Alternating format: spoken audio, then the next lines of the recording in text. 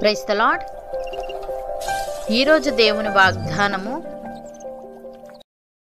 జ్ఞానము సంపాదించుకొనుటయే జ్ఞానమునకు ముఖ్యాంశము. నీ సంపాదన అంతయు ఇచ్చి బుద్ధి సంపాదించుకొనుము.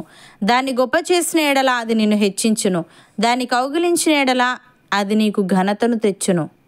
సామెతల గ్రంథము 4వ అధ్యాయము 7వ వచనము 8వ వచనము.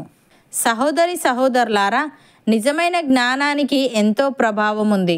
ఎందుకంటే దాని వెనుక ఉండి దాన్ని కలుగజేసే కర్త దేవుడే. కాబట్టి దేవుడు ఇచ్చి ఆ జ్ఞానాన్ని పొందుకొనుటకు, బుద్ధిని సంపాదించుకొనుటకు మనము ప్రయాసపడాలి. అవసరమైతే మన సంపదలన్నీ ఇవ్వడానికైనా సిద్ధపడాలి. ఎందుకంటే సంపదల కంటే జ్ఞానమే ఎంతో ప్రశస్తమైనది. మరో విధంగా దీన్ని చేర్చుకోవడం బహు కష్టతరం. ఒక విషయాన్ని మనం సంపాదించుకోవడం కోసం మన సంపదను ఇవ్వడానికి సిద్ధంగా లేకపోతే ఆ విషయం కంటే మన సంపదే మన దృష్టిలో విలువైనదన్నమాట.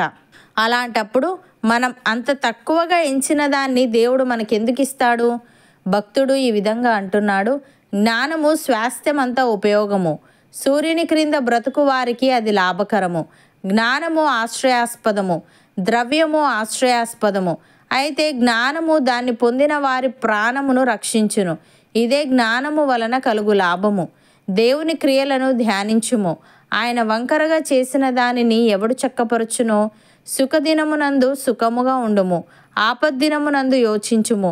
తాము చనిపోయిన తర్వాత జరుగు దానిని నరులు తెలుసుకొనకుండునట్లు దేవుడు సుఖదుఖములను జతపరిచి ఉన్నాడు అని. ప్రియులారా, ఒకడు ధన సంపన్నుడైనప్పుడు వాని ఇంటి ఘనత విస్తరించినప్పుడు భయపడకుడి. వాడు చనిపోవునప్పుడు ఏమీ కొనిపోడు, వాని ఘనత వాని వెంట దిగదు.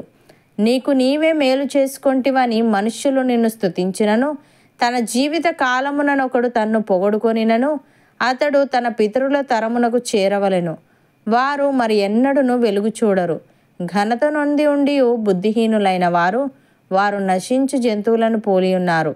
యేసయ్య తన శిష్యులను జనసమూహమును తన యొద్దకు పిలిచి ఈ విధంగా అంటున్నాడు, నన్ను వెంబడింపగోరువాడు తన్ను తాను ఉపేక్షించుకొని తన సిలువ ఎత్తుకొని నన్ను వెంబడింపవలెను. తన ప్రాణమును రక్షించుకొనగోరువాడు దాన్ని పోగొట్టుకొనును. నా నిమిత్తమును సువార్త నిమిత్తమును తన ప్రాణమును పోగొట్టుకొనువాడు దాన్ని రక్షించుకొనును. ఒకడు సర్వలోకమును సంపాదించుకొని తన ప్రాణమును పోగొట్టుకొనుట వానికేమి ప్రయోజనము? మనుష్యుడు తన ప్రాణమునకు ప్రతిగా ఏమి ఇయ్యగలుగును?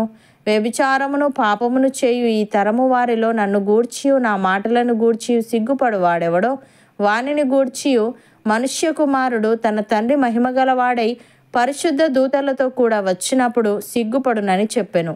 సహోదరి సహోదరులారా, పరలోక రాజ్యము పొలంలో దాచబడిన ధనమును పోలి ఉన్నది.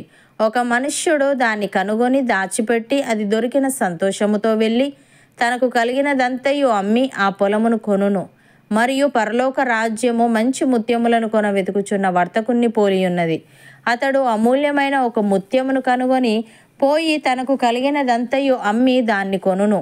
మరియు పరలోక రాజ్యము సముద్రంలో వేయబడి నానా విధములైన చేపలను పట్టిన వలను పోలి ఉన్నది. అది నిండినప్పుడు దానిని దరికిలాగి కూర్చుండి మంచి వాటిని గంపలలో చేర్చి చెడ్డవాటిని బయట పారవేయుదురు. అలాగే యుగ సమాప్తి యందు జరుగును. దేవదూతలు వచ్చి నీతిమంతులలో నుండి దుష్టులను వేరుపరిచి వీరిని అగ్నిగుండంలో పడవేయుదురు. అక్కడ ఏడుపును పండ్లు కొరుకుటయును ఉండును. అవును అన్నవారు నాతో పాటు ప్రార్థనలో ఏకీభవించండి. పరిశుద్ధుడా, ప్రేమగల తండ్రి, జ్ఞానము సంపాదించుకొనుటే జ్ఞానమునకు ముఖ్యాంశమని, మా సంపాదన అంతయు ఇచ్చి బుద్ధి సంపాదించుకోవాలని, దాన్ని గొప్ప చేసిన ఎడల అది మమ్మల్ని హెచ్చించునని, దాన్ని కౌగిలించిన ఎడల అది మాకు ఘనతను తెచ్చునని నీవు తెలియజేశావు. తండ్రి, నీకు స్తుతులు. దేవా, నీవిచ్చే జ్ఞానాన్ని మేము విలువైనదిగా ఎంచి దాన్ని సంపాదించుకొనుటకు ప్రయాసపడుతూ మా సంపదలు ఇచ్చి అయినా దాన్ని మేము పొందుకొనుటకు సహాయము దయచేయమని, నీ నిమిత్తము నీ సువార్త నిమిత్తము మా ప్రాణమును పోగొట్టుకోవడానికైనా సిద్ధపడి నీ పరలోక రాజ్యంలో స్థానం సంపాదించుకునే వారంగా ఉండుటకు కృప చూపమని, నిన్ను గూర్చియు నీ మాటలను గూర్చియు మనుష్యుల ఎదుట ఒప్పుకునే ధైర్యం మాలో ప్రతి ఒక్కరికి నీవే దయచేయమని యేసుక్రీస్తు నామమున ప్రార్థిస్తున్నాము తండ్రి. ఆమెన్.